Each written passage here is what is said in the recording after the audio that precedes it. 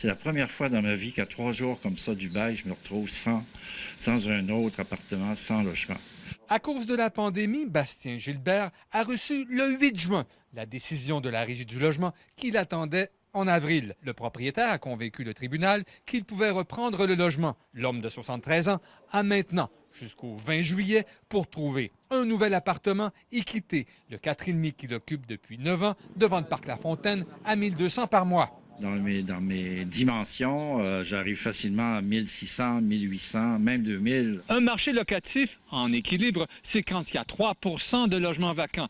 Ici, par exemple, sur le plateau, c'est un peu plus d'1 %, mais il y a une pénurie également ailleurs au Québec. Une ville comme Gatineau, Montréal, le taux d'inoccupation est à 1,5 %. Dans plusieurs villes des couronnes nord et sud de Montréal, c'est encore plus bas.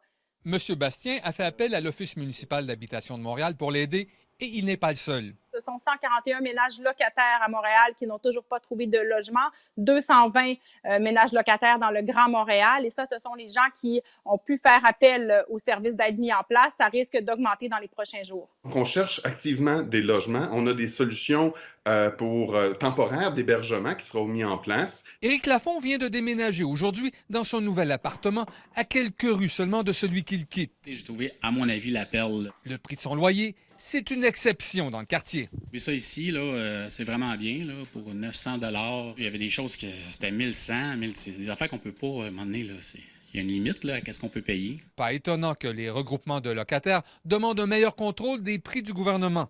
Après avoir épluché les petites annonces sur Internet, une enquête a constaté que les locataires paient en moyenne au Québec un loyer de 1 044 $ par mois. C'est 30 de plus que ce qu'indique la Société canadienne d'hypothèques et de logement. Richard Olivier, TVA Nouvelles, Montréal.